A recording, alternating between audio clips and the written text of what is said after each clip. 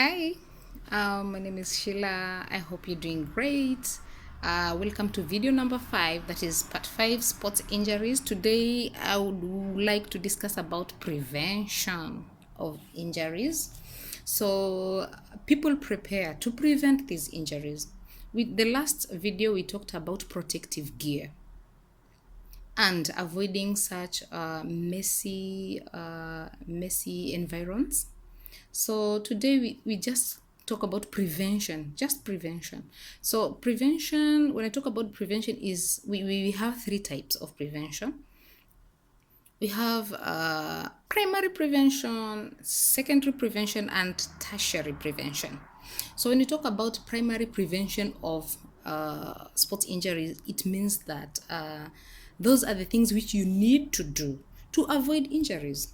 So as the last part we talked about preventive gear, that is PPEs, exactly it falls under this group of primary prevention. You need to guard yourself from injury by putting on personal protective equipment. For example, braces. Braces will prevent your dental formula from hard tissue injuries. And then when you talk about secondary prevention means that early diagnosis and early treatment. For example, if a player maybe gets a fracture, it should be noticed very early and referred to the right people. I think people have insurances, so the right people, so that is treated very early to prevent complications.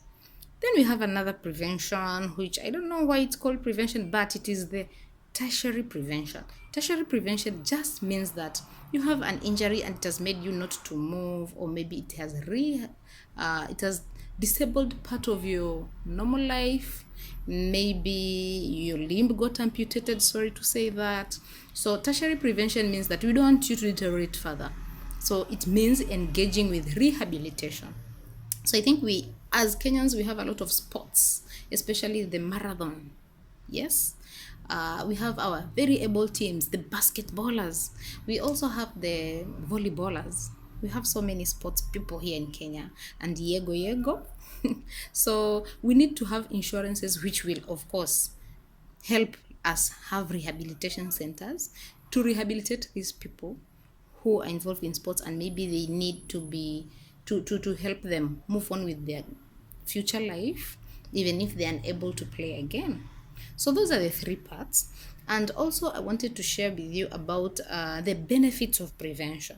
When you do prevention, it will really save costs of treating more and more injuries. So when we do primary prevention, which means we pay less bills, we don't waste a lot of time going to hospitals to visit and maybe spending more time, family time in hospitals to see those who are injured already. So it saves a lot of money. Medical expenses are down, medical cost is down. The coaches also needs to be trained properly. We need to all the coaches to be trained on medical first aid and how to educate their players on how to prevent injuries. We also need to have players joining groups to train also how to protect themselves. They should have clubs. We should also invest in a lot of insurances, medical insurances, which will protect any sports persons who are involved in sports. So that will really help even psychologically.